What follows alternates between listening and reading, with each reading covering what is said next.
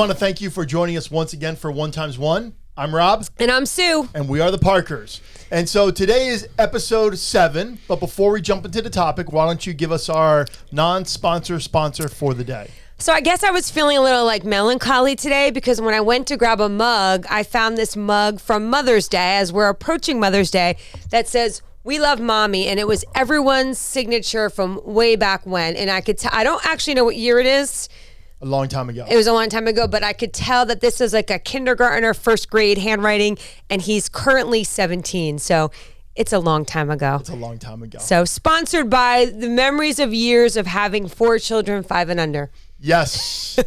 4 kids in 5 years. It actually is a great segue to our topic today. We are going to talk about crisis. It has the power to either tear a couple apart or bring a couple Make together. or break it. It's a make or break moment. And so we're just going to kind of go back and forth and talk about crisis.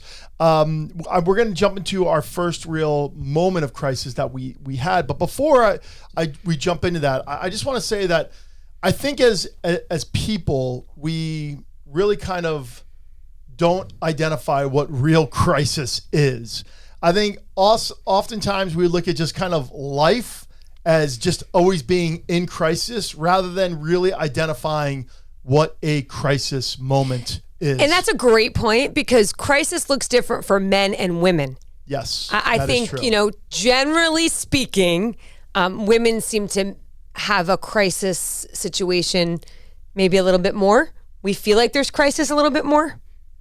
That's your call. You tell me. Yeah, I will say that I feel like there's crisis a lot more because little things feel like a crisis to me frequently.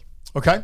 All right. So here's what we want to do. We want to talk about our first big crisis moment as a couple. And then we're going to backtrack and talk about little crisis moments. But I think this really does set us up properly. What was our big crisis moment? So it was probably year 4 of marriage. Our oldest son at the time went for an eye doctor visit, and it's a very long story, but we were told at the time that there was something terribly wrong, and at that point, before we knew what it was, there was the word, it could be cancer. Yeah. And that was a crisis. Any crisis that we thought we had before wasn't a crisis. Yeah. And it was a big moment. So let's talk about the whole scenario. I know you gave it real brief, but tell us about that day. We went to the doctor. Let's clarify. Yes. I went to the doctor. That's why I want you to tell us the whole story. So when Brandon was 3 years old, I brought him for his 3-year-old checkup, and I had mentioned to the pediatrician, we were living in New York State at the time, and I had mentioned to the pediatrician that I noticed that his eye seemed to wander a little bit, like a lazy eye. And she did, the test, and she's like, "No, he tracks really well." She said, "But why don't you take him to an eye doctor?" So I really thought nothing of it. Rob had a lazy eye as a child. So we said, let's just go to the eye doctor. So like I said, we were living in New York State, and I thought it'd be a fun day to come to New Jersey because the eye doctors that I knew, or pediatric ophthalmologists, were all in New Jersey. So I thought when you live in the woods, there's not too many. And there's not too many doctors. We lived in the woods. Yeah. So I thought it'd be a great idea to come to New Jersey for the day, meet the grandmas, have lunch, just make a day of it with this eye doctor appointment with a 3-year-old, an 18-month-old, and a very pregnant woman, being myself. Ben was still, it was a couple months till he was born. So I thought it'd be an uneventful day. Went for this eye doctor appointment, and very soon, I'm not sure if it was because I'm a nurse and I pick up on this, but very soon into the eye exam, I realized something was not right by the look on the doctor's face. He kept looking a little bit more than he should have, and there was a couple of things that really, and I could feel that adrenaline feeling going, and from there it proceeded to be the unknown. Yeah. You need to go see a retina person now. You need to go do this now. This is an emergency. And here I am alone, not really knowing what to do, finding myself in this crossroads of our life could drastically change right now at this moment.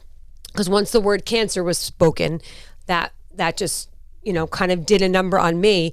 And I had to, I was in a crisis. Yeah. And this was one of the very few doctor's appointments that you had asked me not to go to.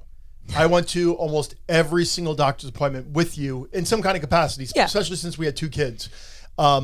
And so you're thinking like, hey, I got this one. This is an easy one. Rob had a lazy eye. Brandon has a lazy eye. It's a no-brainer. This is going to be a very easy day. Right. I'll make a day of it.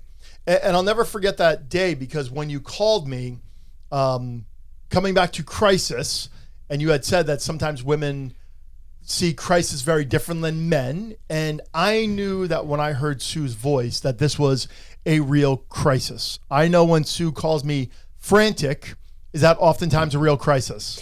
Okay, so this is just a total sidetrack thing, but I was totally electrocuted a couple years ago. Rob was away, and I had been shoveling this snowstorm we had. It wasn't a real electrocution. This was a real crisis, and this is why he's laughing when he says that.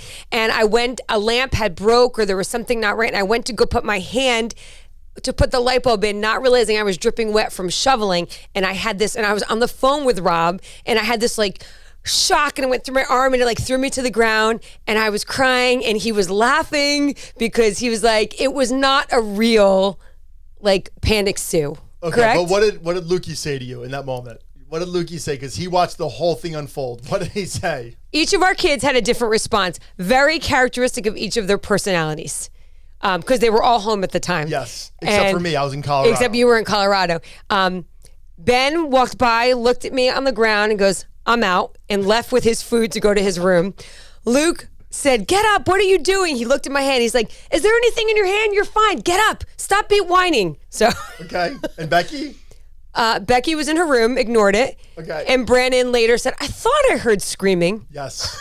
So I'm dead. Yes. When I hear the scream like that, not that I ever want to belittle that she really was electrocuted. You know the voice. Men, you know the voice. So when she called me and she had this really whimpery voice, I'm like, oh no, something is really, really wrong.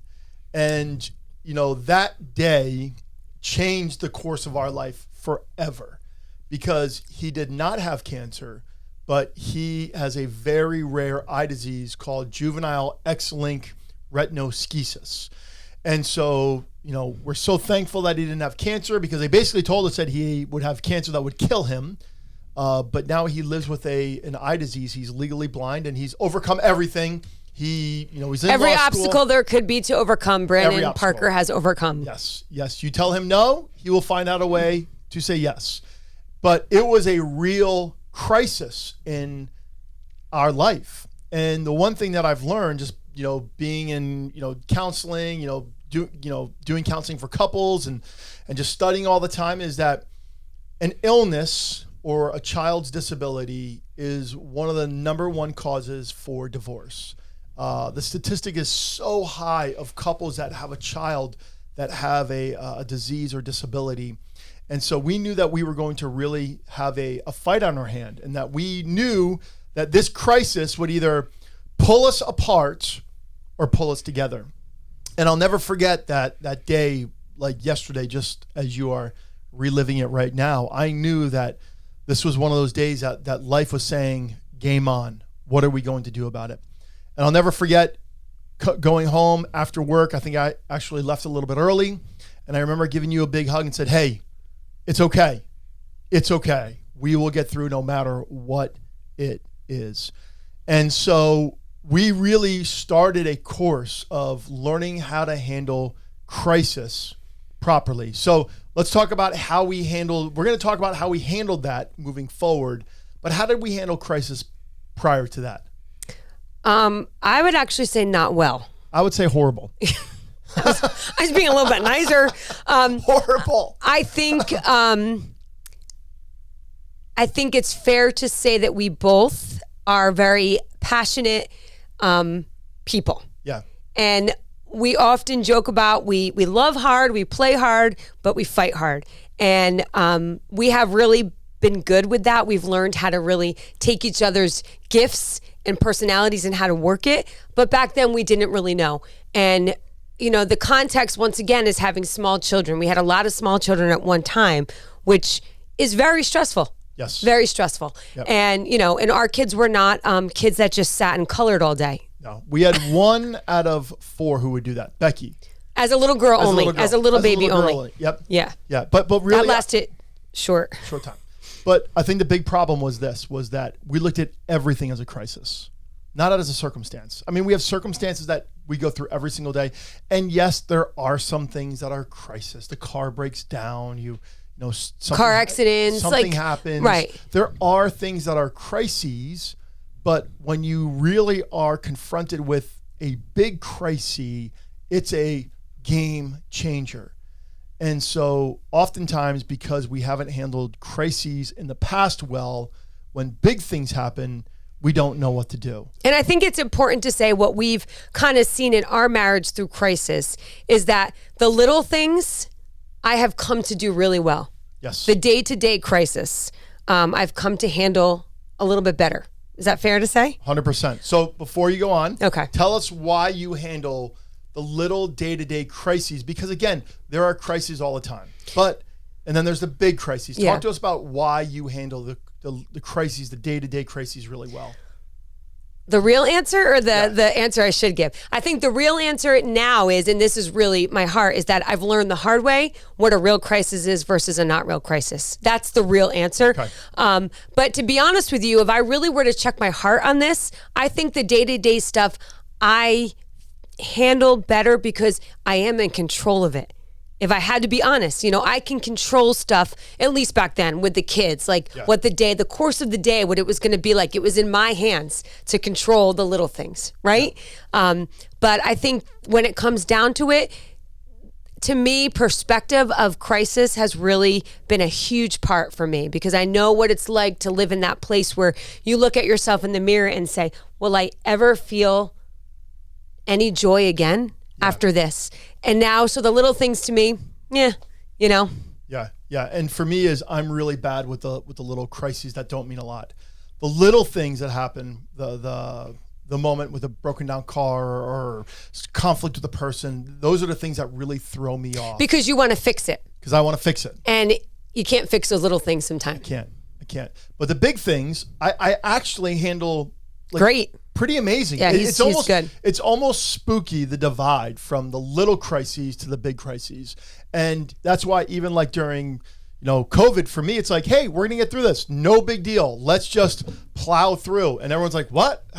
What do you mean? The world's coming to an end. Whereas week 1 of COVID, I had an isolation room, all planned. We had every PPE you can imagine because we were ready. Stacks of saltines ready to go. Gatorade, gloves, masks, 95s, N95s, K95s, surgical, cloth, whatever it is, filters. We had it all. But for me and that's the control. Yeah.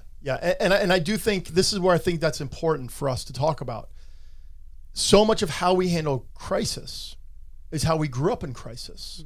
So tell us a little bit about your background, why you probably handle the day-to-day well. I think for me, if anybody knows my background, I grew up, and we kind of mentioned it, but I was an only child. My father passed away when I was 17 months old, so I was raised by a single mom who had a very wonderful extended family, uncles, grandparents that were very part of my everyday life. But for me, I think that was always weighing on me, right? Yeah. And I actually grew up with a lot of fear of that. Fear of sickness, fear of death, fear of a lot of those things really played on me. So when things are not that, I feel like I can handle it. But when those questions of health stuff come and that kind of impending doom, that's when I start to lose it. So when you think about the C word, what do you think about? Death. And so anytime you hear the C word, what does your mind run to? Death. Mm-hmm. And so it's very interesting to see how God brings couples together. So I grew up in just a crazy house full of boys. I mean, there was 7 Parker brothers, and then an 8th one came into the picture who was a cousin who became a foster brother.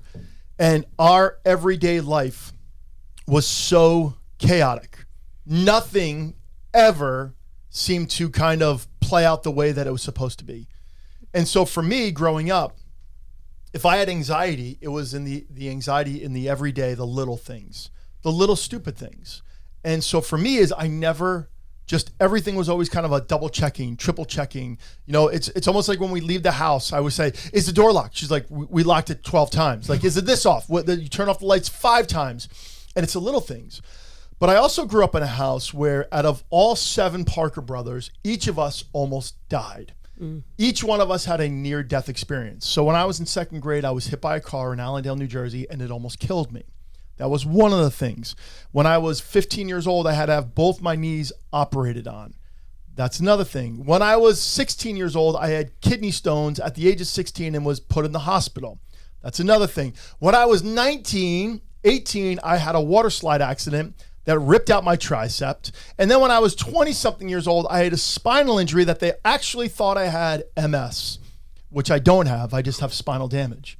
And every time that I went through these big events, I always knew that they were going to work out. Because when you grow up in a home where one brother drank pain thinner on accident and didn't die, another brother fell out of the car going 40 miles per hour in Ridgewood and didn't die. Another brother was a preemie and didn't die. Another brother had such bad asthma that he couldn't breathe and didn't pass away. I had a brother who had SIDS, and my dad shook him back to life. So whenever anything big happened, it was like, oh, it's going to work out. But and for me, though, really, when you look at, like you said, your every day was chaotic. Yep. Mine was controlled. Yours was so controlled. I had such control. Paint thinner? Why would a kid eat paint thinner? Because it was on the ladder. It shouldn't have been on the ladder. I know. And so for us, the everyday little things were just so chaotic. I mean, imagine being in a room from the moment you wake up to the moment you go to bed with 7 boys. 7 boys. No. And so for me, the controlling the everyday has always been very difficult for me. But the big things, it's like, hey, God's got this one.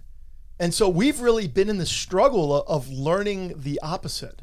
Which has been so good, though, that we are together and have that difference, that I can handle those everyday things. We can make it work. And when there's the big things, you have to step in. Yeah. And kind of guide me, direct, say, hey, get your eyes over here. This is what we need to do, you know? Yeah. So what happened in the beginning of our little crises, we fought a lot. Like, I think that's important for us. The people see us now like, you guys never fight. Of course we fight. We're human. But we did fight a lot. But when the big things happened, we started to say, okay, we can't look at every crisis as the end of the world. And when you look at Brandon's situation alone, let alone our other kids' situations, because every one of our children have had a serious medical situation. Mm-hmm. But when you look at Brandon's situation alone, I mean, he went under anesthesia over 9 or 10 times. He had one surgery where the doctor wouldn't even tell us what he did. He said because it would make us sick and we would vomit. And so we really had to learn, like, we can't look at a crisis as singular. We have to have the big picture. And perspective has been a really big thing for me. Like, I get choked up even thinking about it because it's perspective. You know, I think as a young couple, you have dreams and visions of what life is going to look like. Yeah. And when a curveball comes, you don't plan for curveballs. No. You know they're going to happen we live in this fallen, sinful world. We know that crisis is going to happen, but you're never prepared. You know, and I think that was something that we had to learn. Okay, so now we have the crisis. Now how do we handle it, right? Yeah. What are we going to do? And I remember, that day I came home, I remember it like it was yesterday, and all I needed from you was that it's going to be okay. I just needed to hear that. Yep. That was it. Yeah, and just like for me is in my own insecurities and my own, just anxieties, knowing that you are present in the every little day really does bring us closer together. Last week we talked about retreating, heading to the mountains. And that was something that we really talked about last week when we were together. Like, how do we keep helping one another in the big crises, but also in the small things in the everyday? And I will say, when it comes to certain things, you are so much better at being present for me than I am for you. I do think it's important, though, as we're talking about this, that we have to help people see the big picture. The big picture. Like what are some real tips that we can give people in the midst of crisis? Because the truth is, for couples, again, like, we are in a world of crisis. The pandemic, right now, my both my parents have COVID. I have a parent who's in the hospital. I have another parent who's at home. Right? This is real. This is real for us, for our Trust family. me, it's real. It's real. You know, not only on top of that, we have all the social unrest, right? Everything that's going on in our country. And I think what I love about you is you keep pointing out, like, Rob, this is not just happening in the United States. It's happening globally. Like in India, people are sharing beds, right? They're sharing beds. Hospitals they're sharing beds, not rooms, beds. Yep.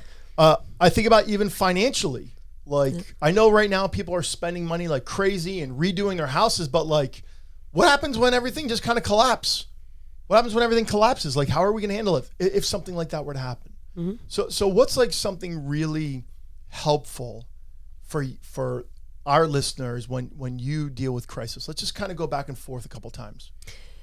So I know for me, you know, what I love about this right here, what we're doing is we don't plan it. Yeah. We don't talk about what we're going to say. We have a topic and we kind of just both know. But I love because when you say it to me, there's always that thought of it in my head going, all right, what is really important for couples? Like, it's not planned. So for me, it's listening to the other person. That is a really important thing. I think men generally try to fix things and just not around the house. Just not around that. Well, please not around this house. Me. Please don't let him fix things around my house. I don't try to fix anything around the house. No. Okay. Sorry. We have to put pictures up to cover holes. Stop. That might be in the walls from Rob trying to fix things. But listening. I think listening is really important on both sides. I'm going to react a certain way when there's crisis. And for Rob to just say, stop it, you're being ridiculous, is only going to make my anxiety go through the roof. I need him to listen and validate what I'm feeling. Yeah. I think a big part is being present. You're saying listening. And I know some of these things just sound like repeated things. Oh, that's so typical. Being present. And this is what I'm saying this is for. I think that being present is not only important for the couple, but it's important for the kids. I know that there's been reminders for Brandon, let's just say Brandon, of crises that's happened. And he's like, hey, thanks for being the rock. Thanks for being present. Like, out of the blue, you know, he texted me this week just saying, hey, just want to let you know I love you. And I'm like, what just happened? I was like actually jealous. What's the crisis? Why did I not get a text? What's the crisis? But being present means that you are able to go through this together. And it's not only being present for you, it's being present for the kids. So let me give you a quick little scenario. We go away with some friends of ours. Our kids and their kids are all under the age of like 12. We get stung by bees, attacked. That's a crisis. That's a really bad crisis. How many times did you get stung? 33 bee stings throughout my body. Actually, 33 bee stings. It was a nightmare. And both of our families, and I just remember that day just being... I got the most, though. I got the most. Maybe not the worst, but I got the most. You win. Yeah. You win with the most amount. But I remember that day, like, thinking the whole time, like, everyone is getting stung. Everything's happening. I'm thinking, I have to be the calmest person in the scenario. And it's really hard when you have not only bees outside, but all the bees in the cabin attacking you while your family is in the shower, hiding underwater, butt naked. What a scene that was. And there I am, kung fu, karate chop. I was doing MMA on bees before MMA ever came out. It's true. But it was one of those things that when we got back in the car, like, they all kind of latched onto me. Like, I had to be present. I didn't want to be present, trust me, but I had to be. So he was the one that was in like present, and I'm giving like shots of Benadryl to everybody. Yeah, we're driving down. It's like the movie Hitch, right? Drinking out of straws. We drive from Vermont to New Jersey. So one is listening, two is being present. What's another one? I think being a united front. During crisis, it's easy to get irritated with how the other person responds. I will be honest with you, there are some times when he is so calm and acts a certain way during crisis, and I'm like, can you just be like a little upset? I get frustrated with you. You know what I mean? Like, because you just, I'm like, hey, you'll say like, hey, there's no sense worrying about it. I'm like, seriously? You're talking to the queen of worry. How can you not worry about this? But I think the important thing that I've really learned is we have to be united. And I have to be able to learn from you, and you need to be able to learn from me. But we need to be united as a couple. We need to not use this time as a time to find each other's faults and what we don't like about the way the person's handling it, but maybe take it as an opportunity to learn something new, you know? Yeah. And I think the last one that I want to give is that there's a long game in crisis. There's a long game. So we just, as a church, we started the book of James. And so the pastor's coming out of me right now. And Pastor Jeremy preached on chapter 1, and it's a whole idea of endurance and how it says that you will go through hardships. Each one of us will go through hardships. Every single person who watches this or doesn't watch this will go through a hardship at some point. We all live, we all die, and in between, there's a whole lot of hardship. But what I love about this whole idea of crisis, and this is what we're studying as the plant, is that during our crises, we have the opportunity to really be stretched and to grow and to mature. And not only to be present, not only to listen, not only to strengthen us, but prepare us for whatever's next. I mean, we live in a dark world. We live in a world full of pain. And so when we look at the whole idea of going through a crisis, we have to look at it as it's the building block to strengthen us for whatever's next. It's the building block to strengthen us for whatever's next. And so I really feel like the one thing that that really could have ruined us, like I really do believe if we didn't go through Brandon's whole situation, that first one, the way we did, it probably could have ruined us forever. It could have pulled us apart. And I love that in all of the dumb little mistakes leading up to that one, by the grace of God, we chose that one to say, it's time to grow up. It's time to mature. And it's time to see that God has a bigger plan, even in the midst of a horrific situation. And I think it's important because we don't know that plan yet. We don't. Let's be honest. It's not like we had some big epiphany that God revealed to us that, this is why. We don't know that answer. But we really have made it our priority to be obedient for the journey. Yep. And we set an example for our children. Yep. Set an example for our children. I will say that's one thing that my parents did really well. Like one thing that your mom did really, really well is she gave you that stability in the every single day. She really did. And she really allowed you to say, hey, put your nose to the grind and grind it out all day long. What my parents did really well in the midst of raising 7 crazy kids is they gave me the big picture that, like, at the end of the day, God's in control. All I have to do is sit under God's control so he can finish whatever this evil world has started to really try to throw me off course. And so it's been a good journey together. I think that's one of the things that has made me fall in love with you so much is how we've learned to not only have fun and laugh and do stuff like this. Like, this is the easy stuff. I think when I really fell in love with you is knowing that we can go through anything together. And I saw that in your eyes at the first picnic. I saw how you endured through your grandmother's death and you came out a better person. And I knew this was the person that I wanted to go through life and even crises together with. Any last things? Crisis isn't the end. It's the beginning of a journey. And I think that's important that we've really learned, right? Yep. That it's a journey. It's not the end all. That's what I always thought it was, but it's the process. That's the things that will make the most impact on your spouse, on your family, how you handle those crises. Yeah. It's funny how like this podcast brings up so many emotions. Like I see it in your eyes and you see it in my eyes that sometimes, what doesn't kill you makes you stronger. I think the great prophet, Kelly Clarkson wrote that, and so if there's any pain in our voice, it's not pain as in sadness, it's pain as in strength. So here are some tips. 1, recognize a crisis is going to happen. 2, prepare for it, meaning don't look at it as a one and done. Look at it as an opportunity to really grow, to stretch yourself, to really put your faith in God. Let God carry you through it. 3, be present. Listen to your spouse in crisis. They're hurting just as much as you are, and they want the answers just as much as you want. And lastly, be present. Be present. realize this. If you have children or you have people in your life, all of their eyes are on you.